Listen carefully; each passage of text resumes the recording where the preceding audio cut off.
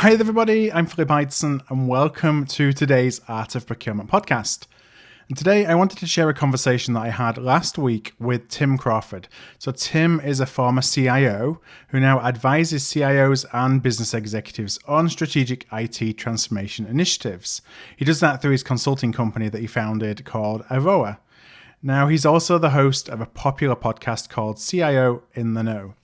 And I originally invited Tim on the show to discuss how we as procurement professionals can most effectively support our colleagues in IT over the long term. But as events surrounding COVID-19 continue to evolve, I thought it would be more insightful to ask Tim about the challenges a CIO is facing here and now and what we can do to help, and then publish this pod outside of our typical publication schedule just so that you have the opportunity to listen as soon as possible.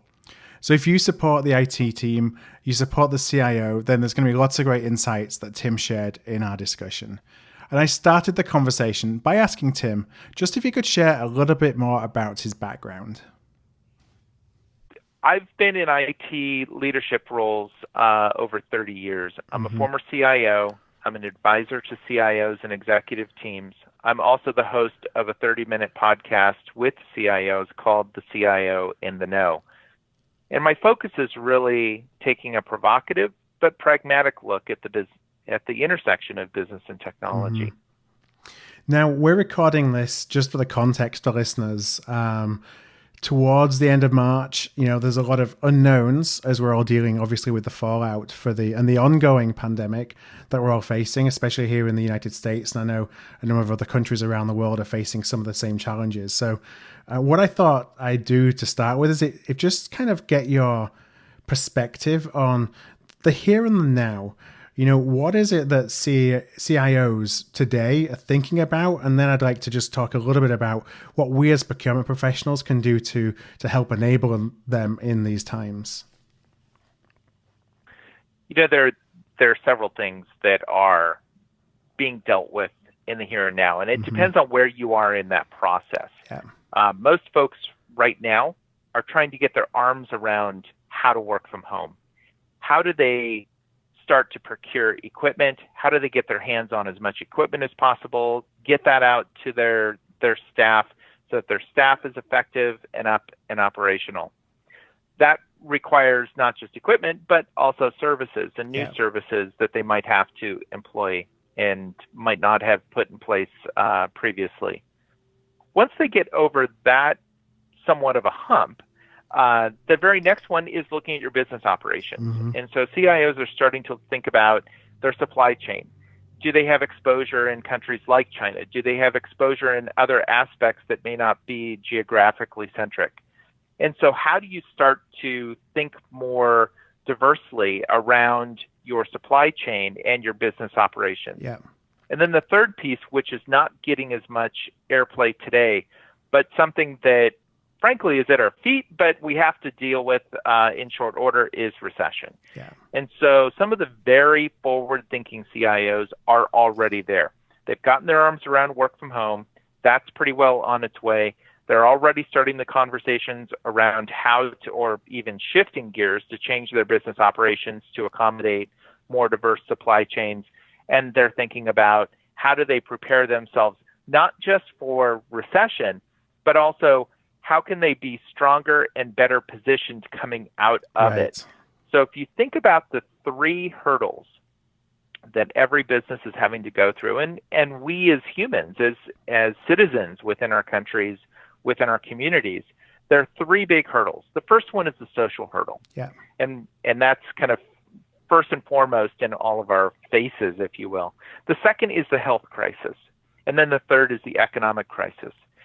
As you go through each of those hurdles, and once you get beyond them, how can you prepare yourself to be stronger after you're through each of those hurdles? And what actions can you take today to prepare yourselves as much as possible for each of these hurdles? In some cases, it's planning. In other cases, it's decisions that you might do differently considering what the next hurdle is and what that might look like later. So if I go back to those three areas that you talked about that are really pressing for CIOs right now, and the first one you mentioned was working from home, something that we're, I think if you've done it for a long time, we kind of took for granted that work from home was something that was perhaps more embedded in our culture than it really is. So it's interesting to see a lot of organizations and how they're reacting. And something that we talked about before we started recording here was this kind of idea about getting their hands on equipment, that a lot of organizations, a lot of CIOs just don't have the equipment on hand to enable this kind of forced working from home, which we're all having to do right now. That's right. And we've gone from 0 to 60 overnight. And so some CIOs are literally telling their staff, go out right now, go to your big box retailers, go to your electronics companies, go to the office supply companies, buy every laptop, external display, keyboard, mouse, webcam you can, because we need that equipment to be able to move these staff members to be able to work from home. Now, part of that is being able to provide the physical equipment, but then you also have to work with different providers to ensure that they have an appropriate internet connection at home, that they have the right security services. Do we have video conferencing available en masse across the company? Are they even familiar with it? So maybe there are some training aspects. But let's not forget that, like where I am in California, we're currently in a stay-at-home mandate by the state. And so what that means is not just that I, as a worker, am having to work from home, but so is my spouse, so are my kids. And so I'm in a house that is now taxing that network that usually might only be me working from home, or maybe two of us working from home. Now 4 of us are working from home, where the kids are doing their classwork using popular web conferencing products. My wife is doing her work and on the phone and on web conferencing all the time.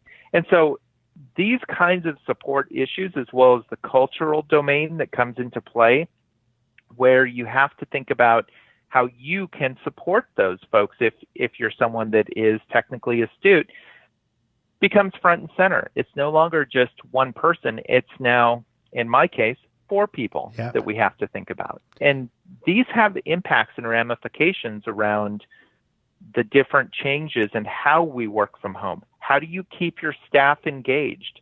What about cultural shifts? I may be working with a staff that's more accustomed to physically walking over and seeing someone.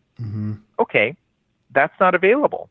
I need to get on a video conference with that person. Can I just dial them up, or do I need to schedule a meeting?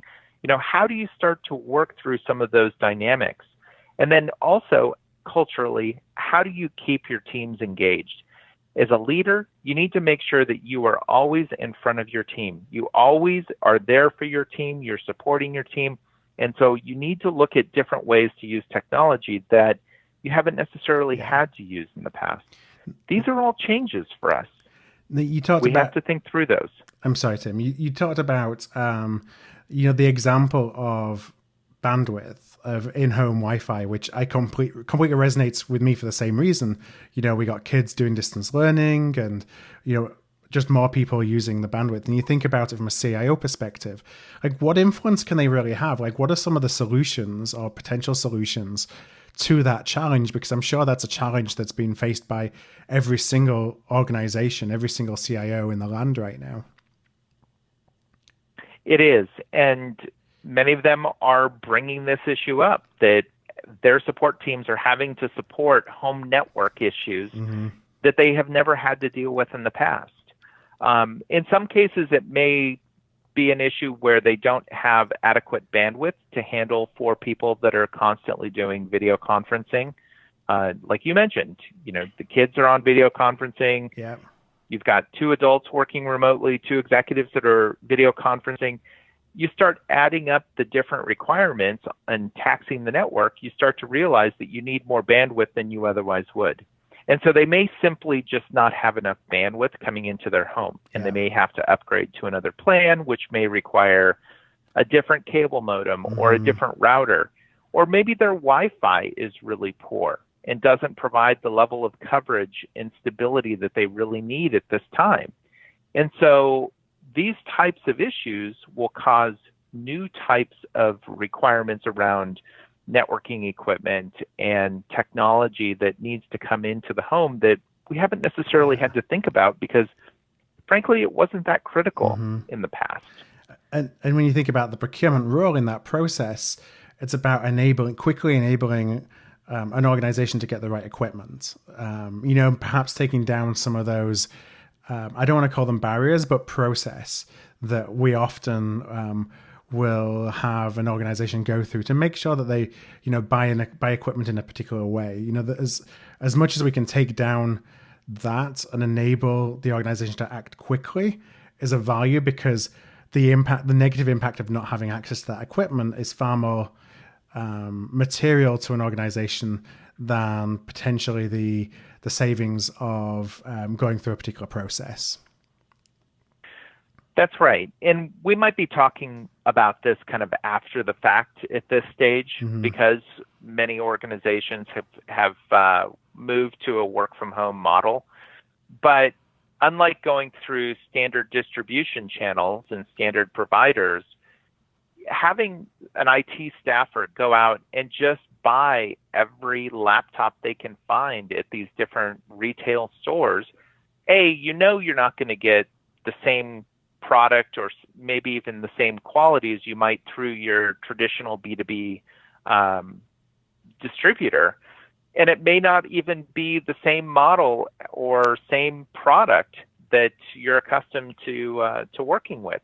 But in these kinds of crises, we have to pull down those walls. We have to pull down those restrictions just so we can get these people functioning. I mean, if we were to put up restrictions, and I think we'll probably touch on this a little bit, but if we had a more efficient way to deal with procurement and work through the procurement process, I think we'd be having a different conversation.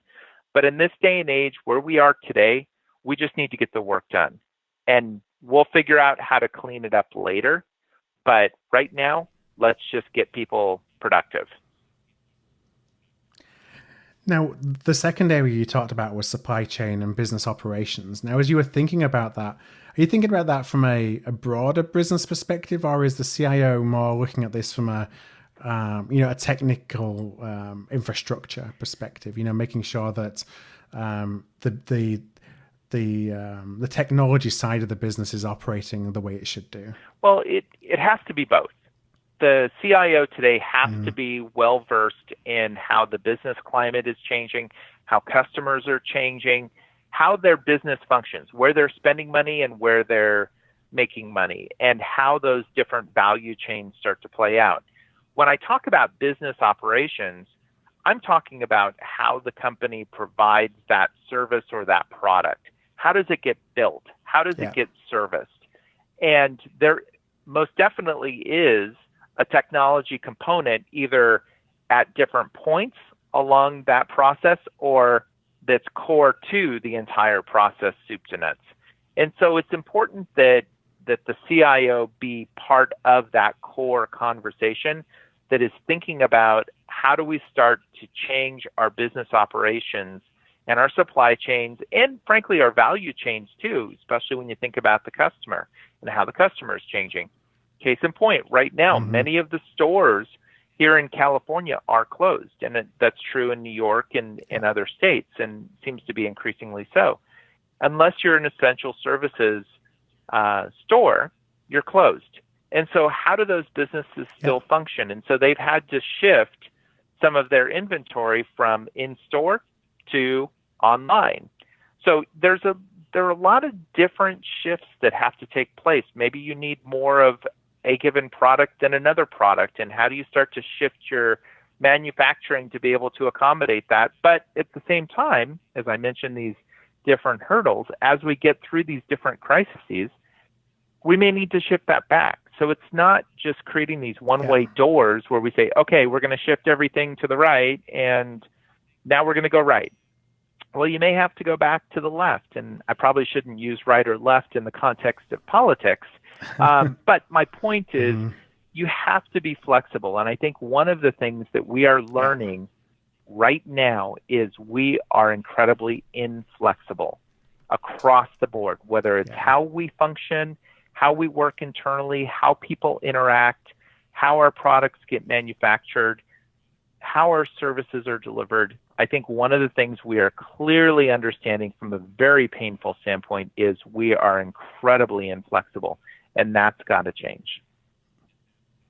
I think it's an important point as well as you talk about the CIO role and things that we often look at each one of our business functions in the silo of what it is that they do, whether that's procurement, whether that's technology, whether that's HR. And it's something that we in procurement are doing a lot of work to kind of change how we support an organization, not from a functional silo perspective, but more from a broader business perspective.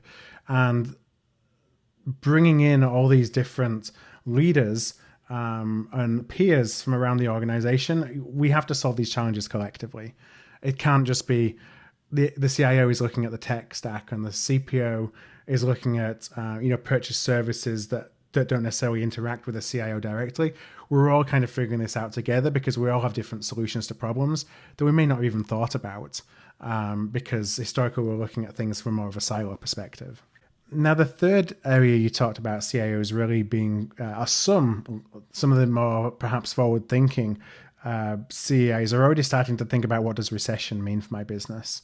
When you're in a recessionary environment, is there kind of a playbook for a CIO that says these are the steps that you take, or is it extremely kind of one business at a time based on their unique industry challenges or perspectives? Well, every business is unique, and how they address economic change has to be considered as part of that business, whether it's up or down. How do you scale, and how do you scale appropriately if you're going up or down? When it comes to recession, though, there are other factors that start to play a role because it's a broader impact. So similar to health crises, if you had a situation that only impacted one geography, that's one thing because then the other geographies are okay. When you think about pandemics, those affect everybody. The same thing is true for economies. And in today's day and age, we are at a point where it's really a global economy. Sure, there are nuances between different economies, whether it's EMEA to the U.S. versus China versus the larger Asia Pac. There are nuances that come into play. But unfortunately, when you see something like what's happening today, where we are facing, and some might even argue we're already in a recession, we just don't know it yet. You have to think about what are those levers you would pull to be able to accommodate it. And when I talk about accommodating it, what I mean is when we start to see economic downturns, and we saw some of this in 2008, 2009, and it's a cycle, right? Economic downturns are not something that happens once in a blue moon. Mm-hmm. It's very cyclical, and you can go back in history and you can see these cycles play out. So even once you come out of an economic recession or downturn, there will be another one on the horizon. There will be another one coming, but the problem is they're far enough out that we often forget about that.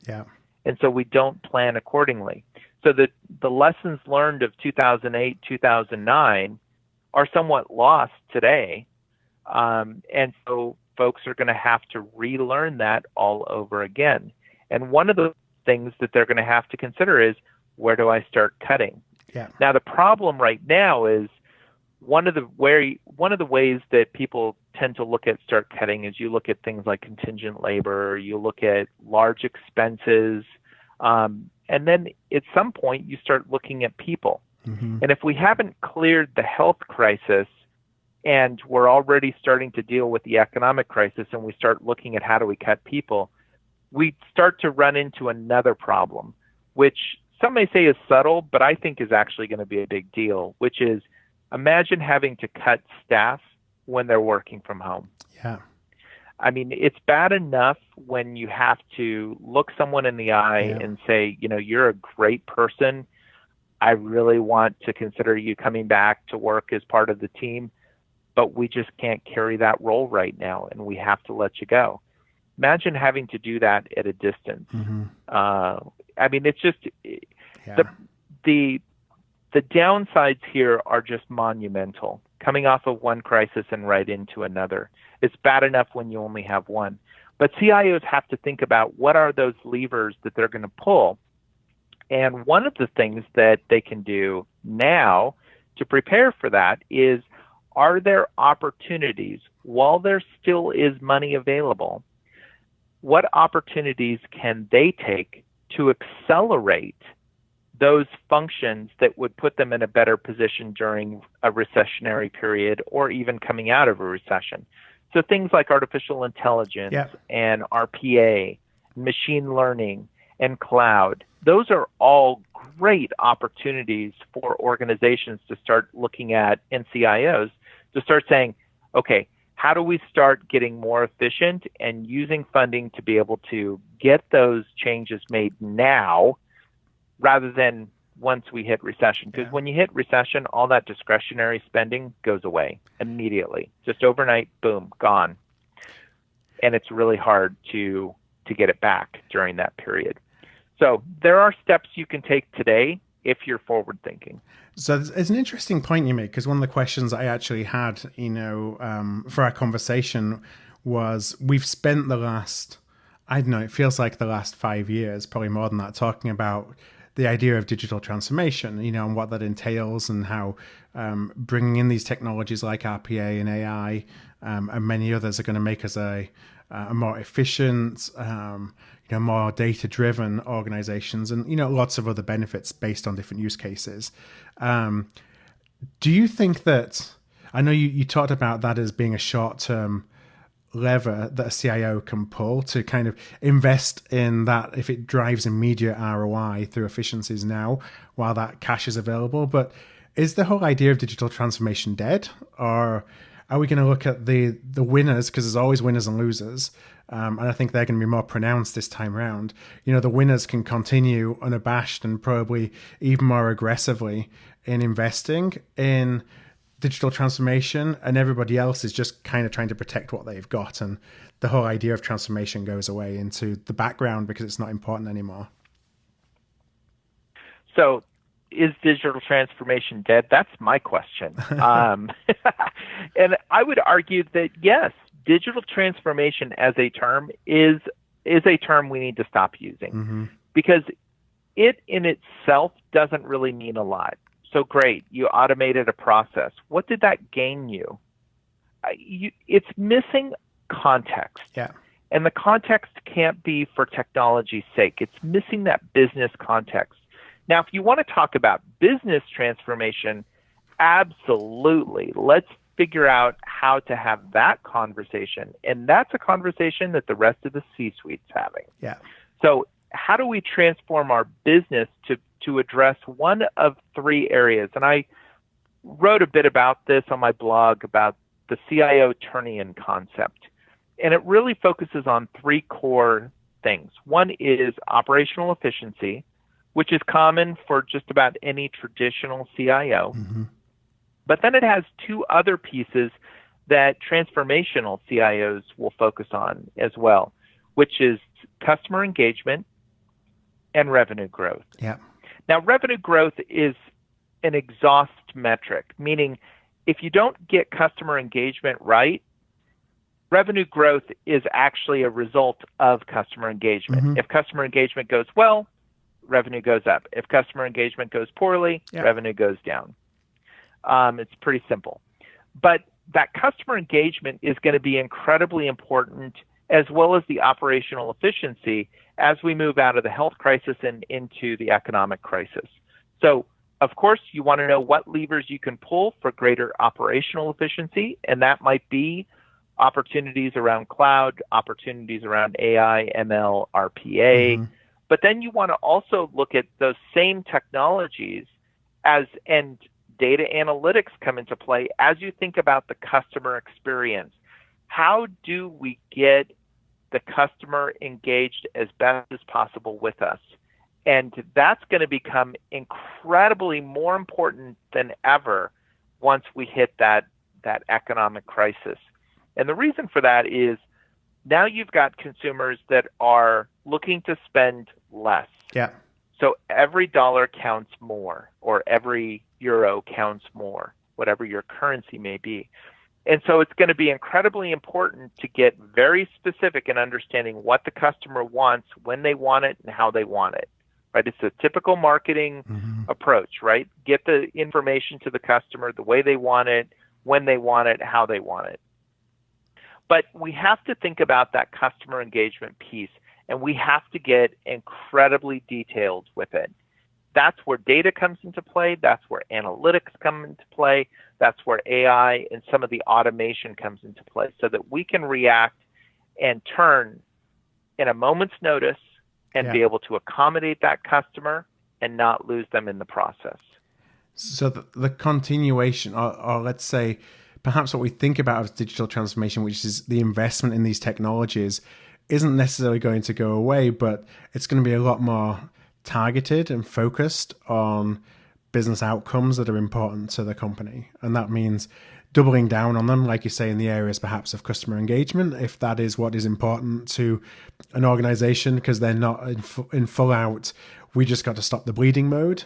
But you're going to need some stronger business cases, is what I'm hearing, for that continued investment. You do. You need to accelerate those activities that tie directly. I don't mean 2, 3, 4, 10 degrees of separation from a business outcome. And I would argue that going faster or being more agile is not a business outcome. Yeah. That does not explain how it's changing customer engagement. It doesn't explain how it's going to impact revenue growth. You have to be able to tie it to one of your business outcomes. And if you can't, you should be asking the question, should we be doing this right now? Right. Is it really a high priority? So that's right. That's right. And so don't look at, okay, I just need to, Tim said I need to look at cloud, AI, RPA, ML. Don't look at it that way. Ask yourself first, what are those business activities, those business outcomes, those changes in our business that we need to be thinking about? And then what technology and how do we use that technology in a way that's going to impact that outcome? So start with the business first and then move to technology, not the other way around. And this is why I say digital transformation is dead, because it typically looks at technology and says, great, I've got this great hammer and looking for nails. Yeah. Well, Tim, I think that's really impactful for our audience to think about how they can support not just a CIO, but how we think about where the dollars going to be focused on when it comes to the investment in technology. What are the outcomes that those are going to drive? So I want to thank you so much for your time that you spent with me today. I think it's, again, super important for procurement leaders to really understand the minds and the challenges and fears and opportunities that a CIO faces right now, because it's only then can we start to connect what we can do and how we can best help. So if listeners would like to connect with you, if they'd like to listen to your podcast, which I think is really important for anybody who deals with a CIO to understand kind of the mindset and the psyche of a CIO, where are the best places that they can find you? Absolutely. So first and foremost, thanks for having me on the program today. I've really enjoyed being able to share what I'm seeing and what I'm learning with your listeners. You can listen to my podcast. You can find out details on the CIO in the Know. So it's just CIOintheknow.com or CIOITK.com. You can also find some of my thoughts on my blog at avoa.com, AVOA.com. Or follow me on Twitter at @tcrawford. Any of those are great ways to get in contact and follow along with the discussion. And I look forward to hearing more from you and your audience. Awesome. Well, Tim, what I'm going to do is I'll include links to all of those in our show notes page, which will just be at artofprocurement.com/podcast. You'll find today's discussion. So you don't need to be jotting those down in the gym or in the car. I guess in the gym right now is probably in the home gym or running the streets, 6 feet away from anyone who's anywhere near you. Everything changes.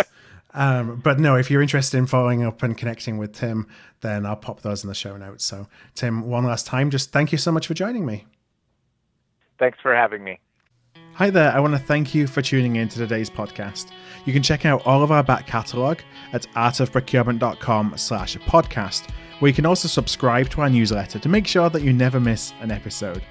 And if you found value in today's show, I'd love if you would tell a peer, or perhaps go and rate and review by going to artofprocurement.com/review.